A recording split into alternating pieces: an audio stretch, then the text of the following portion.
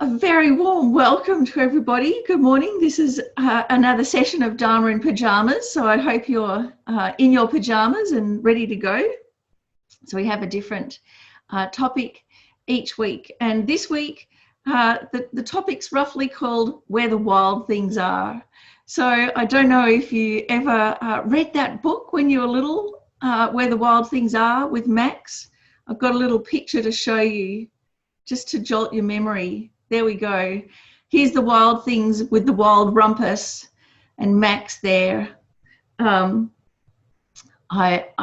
remember my mother reading this to me. Let the wild rumpus begin. So, Max, he goes to sleep at night and his whole room transforms into a jungle.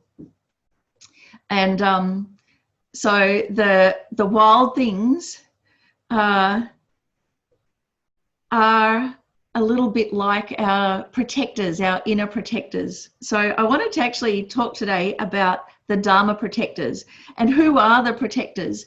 And we'll kind of venture a little bit into kind of wrathful teachings as well, because they all kind of join up together.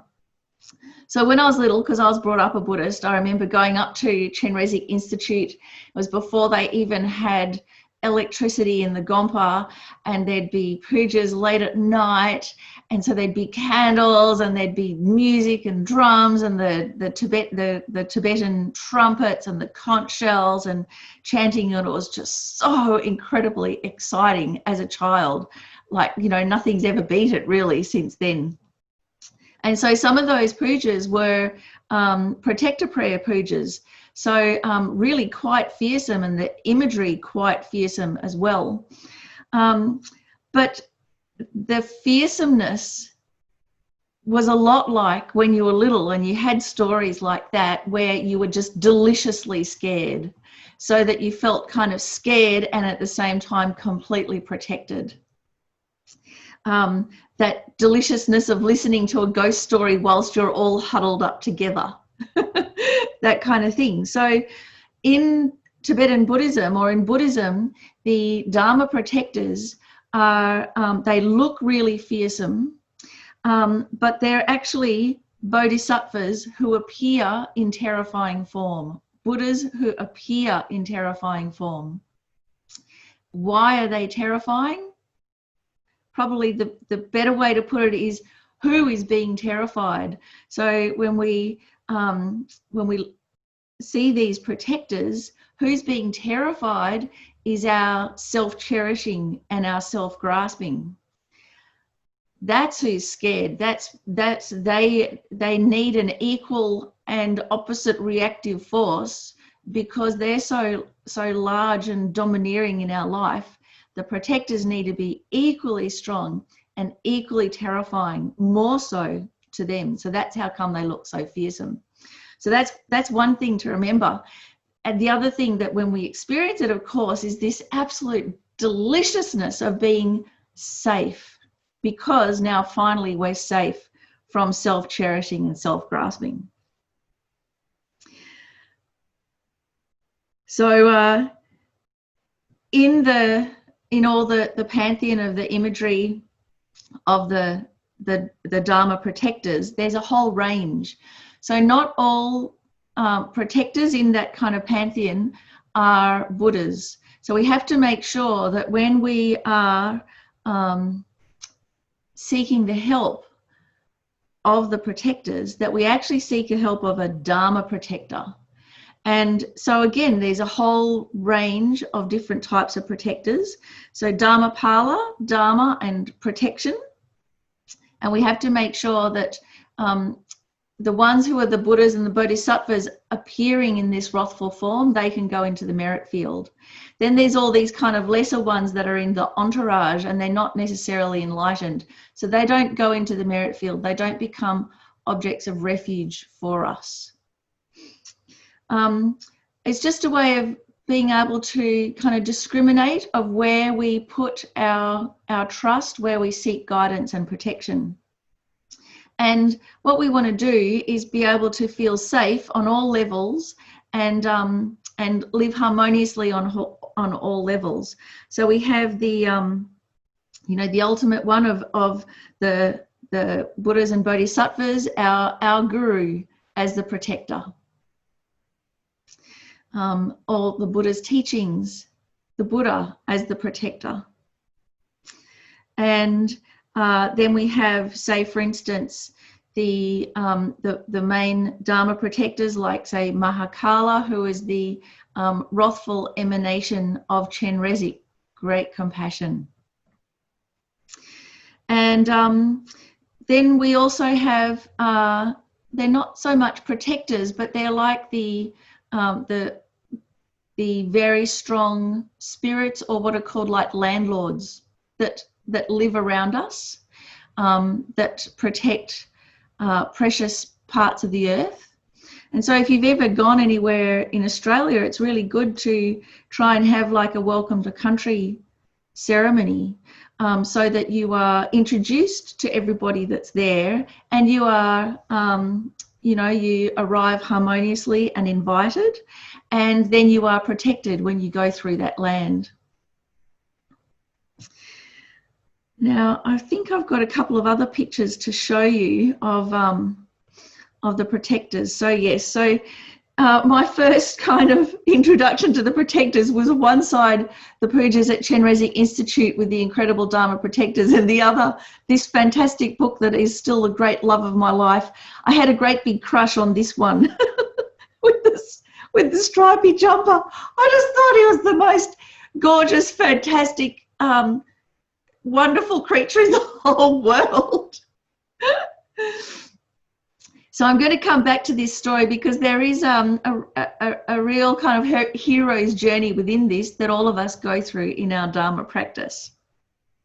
Now, here's another protector that Geshe Zopa mentioned on the Sunday night teachings, on thought transformation, when he was talking about the four Kadam deities, the four kind of statues that you need on your altar, Shakyamuni Buddha, Tara, Chenrezig, and Myowa, who's a great wisdom king and immovable protector. So he's depicted as sitting on a rock, immovable, meaning that in our Dharma practice, we are immovable no matter what.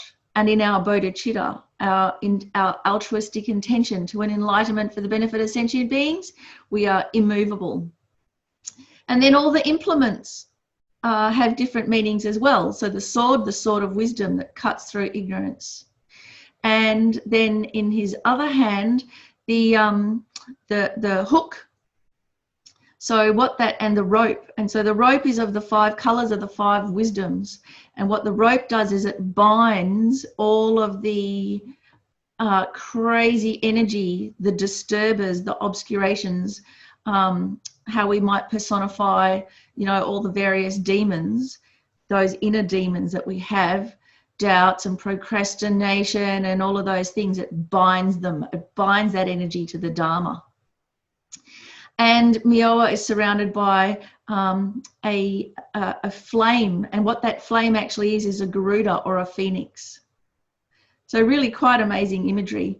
Anyway, when I went online to find some images of Myowa, because I hadn't heard of this protector until Geshe Zopa talked about it in the beginning of the Thought Transformation teachings, this is what I found: an action figure of a Dharma protector. Isn't that amazing? So it kind of gives you an idea. It's not just a photo. It's not a static thing. But with this action figure, you get the idea of how wonderful it is to have protection. And that protection is there working for us, helping us. So the 2 teeth, also one up and one down, represents ultimate truth and relative truth. So is it really rich in imagery? Another depiction there. And then here, Mahakala. So this is the puja that I was telling you about up at Chenrezig Institute. The Mahakala puja, the wrathful manifestation of great compassion. So it's hard when you look at this, you go, how on earth can that be compassionate? But it's when we are so tight and so angry, or when we're a bully, or when we're really grasping and terrified, we need something bigger, stronger, to counter that force and to protect us. So let's see. In the Puja was fantastic too, because the imagery, you know, Mahakala and this flames like the flames at the end of a world eon, stomping with the sound of the drum and the sound of the chains and the clanking. Oh, it was fantastic. So yes, you can tell it really thrilled me. So who are the protectors? There's whole different levels. On one level, there are legends, and many of the legends like Mahakala or Palden Lamo are really quite gruesome, of beings, really powerful beings that created a whole lot of destruction, but then were bound to the Dharma by the Buddha, bound to protect the Dharma by the Buddha.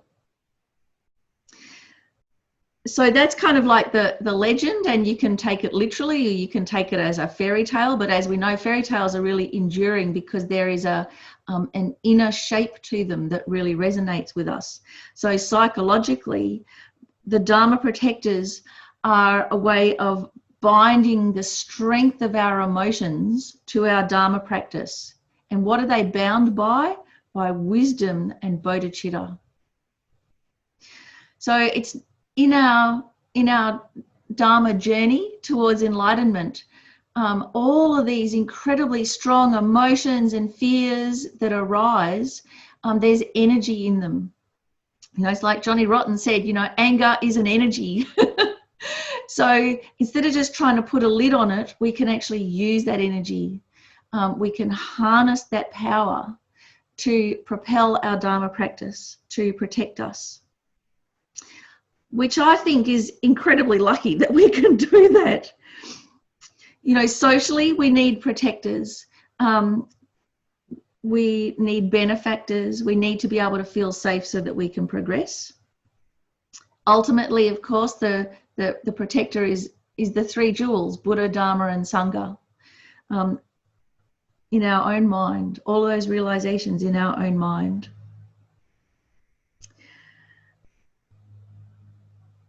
So let me read you a little bit now.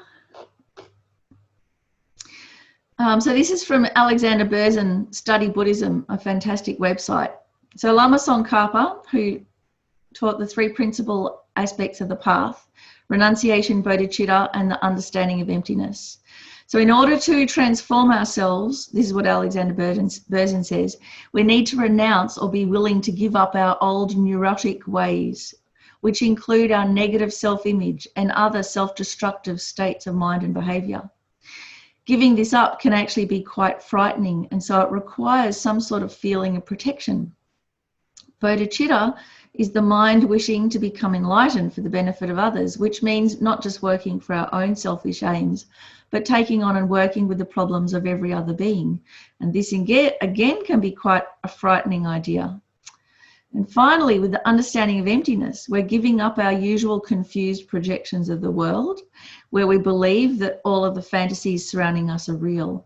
And giving up these fantasies and dealing with reality can also be a frightening process in which we might feel better if we felt protected and safe. So the protectors, having a protector practice, provides a safe environment in which we can work on a very intimate level of self-transformation. Why do we need this? Well, for instance, if we go see a psychiatrist, we feel much safer knowing that it's going to be private, that nobody's going to interrupt us, and that what we say will stay within that circle of the office. It allows us to be more relaxed and to open up. And that's the whole point of the protection practices.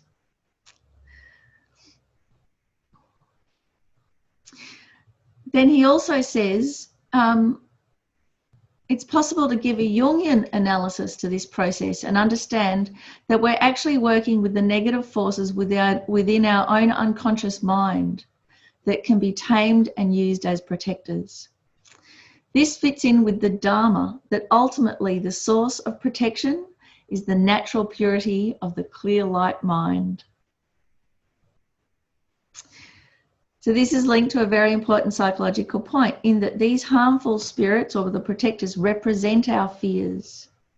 And if we have the strength of mind, we can tame these fears and turn them into protectors for us. This is relevant because in Buddhism, we say that ultimately protection comes from within ourselves. And in a sense, it's our own fears that we need to tame in order to feel safe and protected.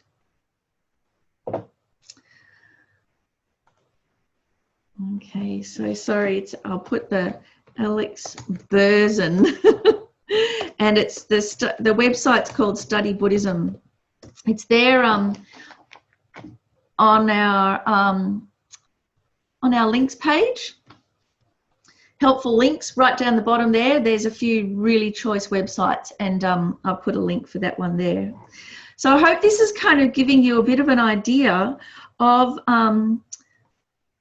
who the protectors are, why we need protectors. And so the example also that Geshe Zopa has given and Alex Berzin gave is that so first, they're not the worldly protectors. They're kind of way down the end of the entourage. The main protectors are manifestations of our guru, of enlightenment. And so those ones we can put in the merit field. Then there are the lesser protectors.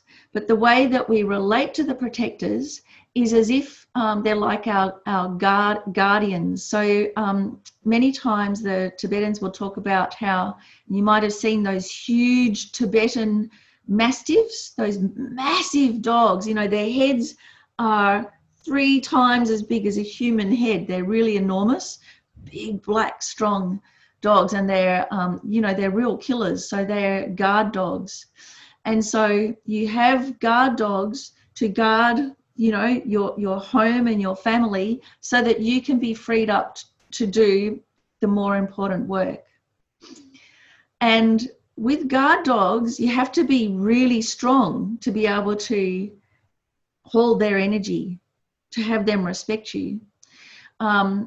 You can't be kind of meek, but at the same time, you have to be kind to the guard dogs, because we know what happens when you have brutalized guard dogs. They just don't go crazy, don't they? And they just kill everybody.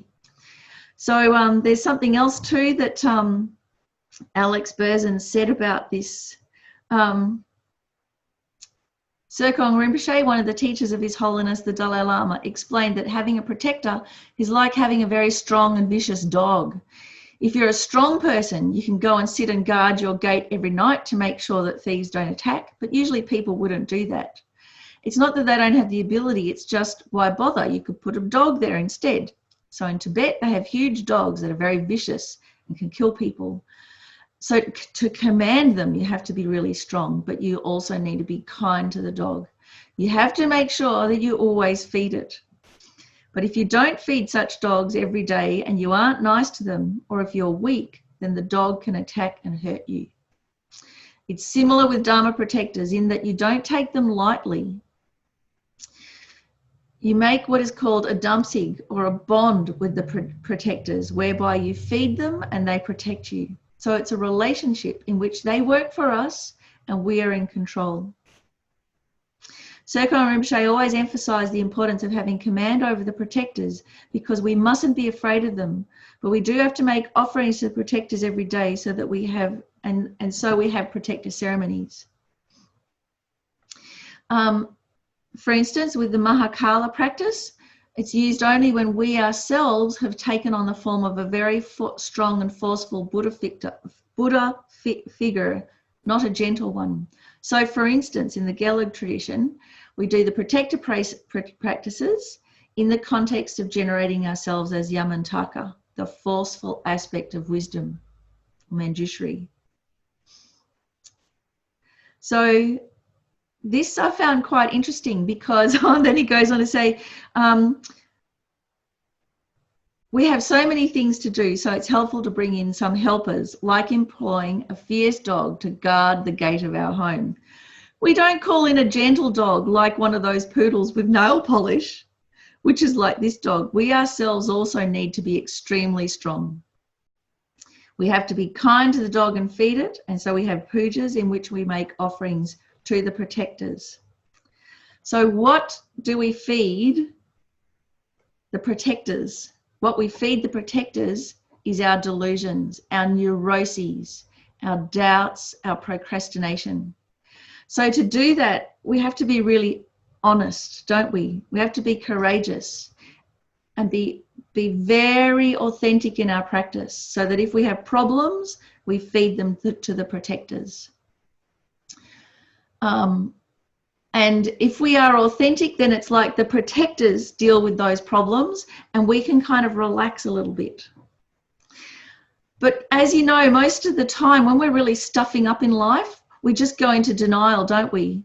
Or we justify ourselves, get really defensive.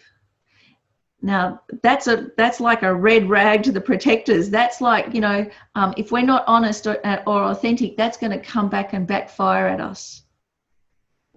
So just like I found every year, if I actually do a retreat every year, then the rest of the year is fine. But if I miss out on my retreat for the year, then the rest of the year is like a continuous difficulty. So again, it's like if we have that real courage, we go through this internal process, and part of it is becoming really authentic and looking at the real enemy, self-cherishing and self-grasping, and then accepting help and protection from all of the aspects of Buddha Dharma. So how do we propitiate the protectors? How do we feed them? We give them our fears. We give them our worries, our desires, everything, by being really honest. It's then another way that Geshe Zopa explained it was, it's like, you know, when we've got bouncers in a nightclub or guards, you know, you want to keep them sweet, don't you? You want to take out some treats to them every night. You don't necessarily invite all the bouncers in. They have their spot. You want to make sure everything's in order, and then they can do their job. So there are, let's see, I'll show you another picture now. So we've had Mahakala, the great black one. Wrathful compassion. So, you know, it's like when someone's really stuffing up, you can't nicely go, oh, darling, I wish you wouldn't do that. You have to go, hey, how can you do this to yourself? And save them with force. So the force looks terrifying to the self-grasping, to the pity me, but it is absolutely liberating to be freed from. So now I'll tell you a story about when the protectors came in Bendigo. So here's a photo just on the edge of the Great Stupa there at Bendigo. You can see the sun kind of alighting underneath the clouds. I'm not sure if any of you have seen the Great Stupa at Bendigo, but you know, the grounds that it's on is as big as a football oval. It's going to be the largest stupa in the Southern Hemisphere. So one night when in 2018, the last retreat that was there, these clouds like that came from one direction, kind of from a very small point on the horizon upwards and over the stupa. Lots and lots and lots of clouds. It's just the most amazing cloud formation, lit like that underneath, kind of grey on the top and pink underneath. And apparently I haven't been able to find the name of this type of cloud, but what it portends is very strong winds are coming. So the rest of the sky was clear. It's just these clouds coming straight over the top of the stupa. Anyway, so that night in the stupa, it started getting really, really, really windy, and the clouds started, you know, looking a little bit like this, but but more intense. And it started getting so windy that all of the construction equipment and the chains that were holding the doors closed, and all of the the scaffolding around the top, because the stoop is still being built. So the wind's going woo, and the chains are going clank, clank, clank, clank, clank, and the doors boom, boom when the wind comes. And Lama Zopa Rinpoche says, the protectors are coming. So the clouds ended up looking something like this. Really extraordinary. And Delma said afterwards, why did someone drive a semi-trailer around the stupa? It wasn't a semi-trailer, it was the wind. And this is who came, Palden Lamo. Really fearsome in her windy maelstrom, around and around and around the stupa. Oh my gosh, I'm just getting like goose pimples thinking about it. So Lama Zopa Rinpoche continued the teaching with the protectors and everything, and then he said, we did protector prayers. My friend Pearlie, in the middle of all of this, was busting to go to the loo. So she went out, she could barely get the door open, and then she could barely get the door closed right at the back of the stupa there to go outside. As she was going to the loo, she's like bent over to try to not fall over. And she's thinking, well, if I die, at least I die in Bendigo at the Great Stupa with Rinpoche. What better place to die than with Lama Zopa Rinpoche? Took her own life into her hands, managed to go to the loo and come back again unscathed, hair all over the place when she came back. Anyway, so I got really quite scared, because when the wind is so incredibly strong and it hits on you like that, even when you're inside, in your mind, it mirrors, it brings up a whole lot of what's going on. So then at the end of the teaching, Rinpoche said, there's a lot more to tell you, but if I told you, you'd probably go crazy. He just left it at that. So let me tell you about the story of Palden Lamo. So according to a Tibetan myth, Palden Lamo was married to an evil-doing king of Lanka who habitually murdered his subjects and was known to be an enemy of the Dharma. And she vowed either to reform her husband or see to it that his dynasty ended. And over many years, she tried to reform her husband, but her efforts had no effect. And further, her son was being raised to be the ultimate destroyer of Buddhism. So she decided she had no choice but to end the dynasty. And one day, while the king was away, she killed her son, skinned him, and drank his blood, using his skull for a cup, and ate his flesh. And she rode away on a horse saddled with her son's flayed skin.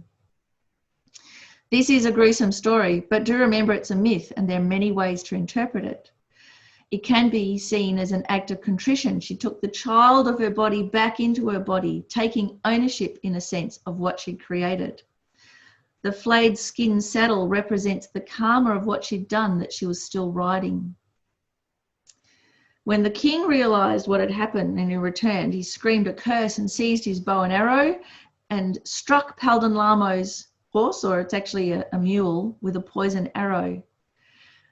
But the queen healed the horse, saying, "May this wound become an eye to watch the 24 regions, and may I be the one to end the lineage of the malignant kings." So what we have with the eye, where the arrow struck, see on the horse there, that's where the king's arrow struck, and there's an eye in the rump of the mule. So right there is this amazing, wrathful story of how we transform pain and suffering into the path to enlightenment, where a wound can become an all-seeing eye of compassion to protect others. So this kind of leads me to the end part of our teaching of how our Dharma lessons in life aren't necessarily always peaceful. Sometimes they're really wrathful. Sometimes the experience can be like this. But often a wrathful teaching becomes unforgettable. So often they talk about the four means of taming sentient beings, or the four means of drawing students. So you have peace, increase, power, and wrath. And this is kind of like, you know, when we say our mala, or we put our mala over our fingers, that's why we put it over this top finger, because it's usually peaceful means. So we pull the beads over the top of our finger.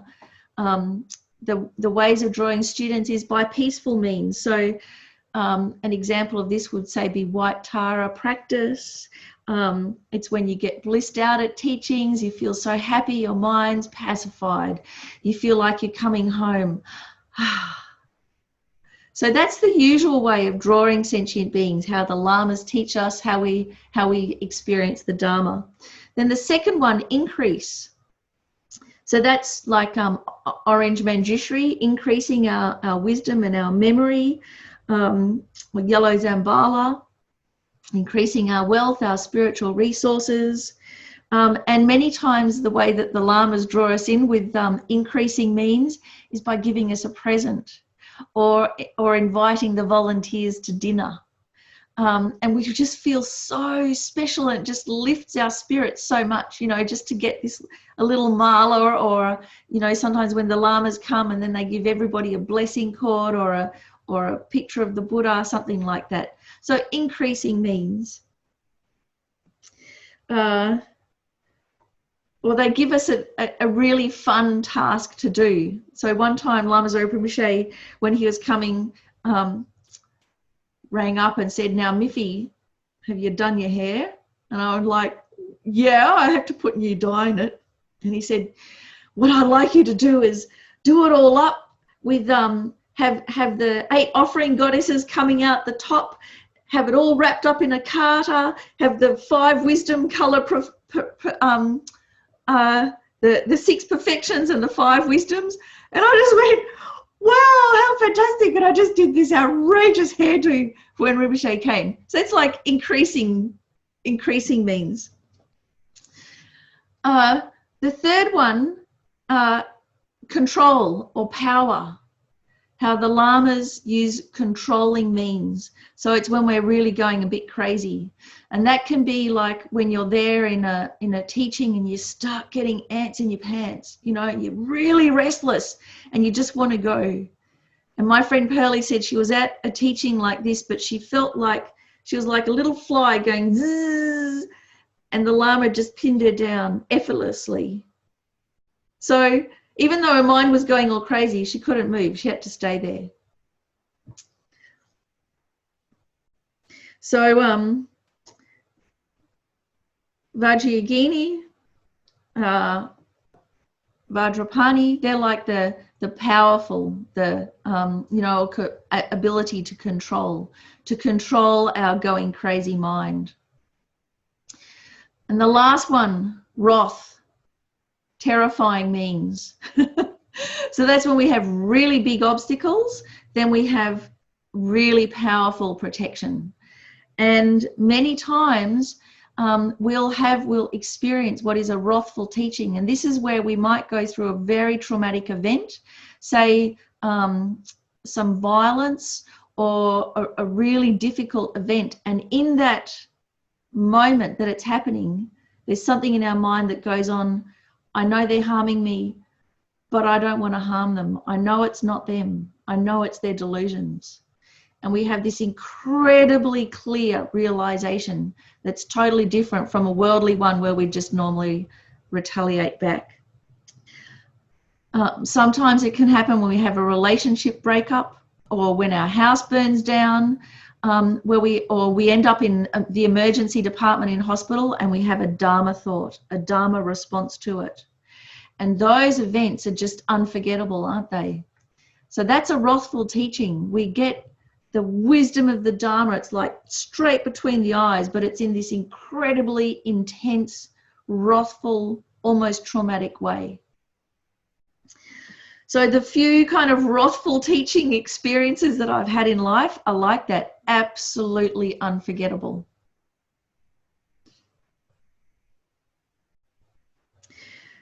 So to make sure that we don't get overwhelmed by those wrathful teachings or wrathful experiences, or don't get overwhelmed by our inner demons, known nowadays in modern times as neuroses, depression, anxiety, social anxiety, procrastination, perfectionism, doubts, skepticism, being jaded, being cynical. They're those inner demons, and that's why we need the protectors. And if we do the protector practices, propitiate the protectors, go through this kind of external process like that, then we can be protected from those real inner fears. So I hope my meanderings through where the wild things are has made some sense to you. Let's dedicate the merits of this kind of so far one-sided conversation, and then I can open it up for your questions and comments.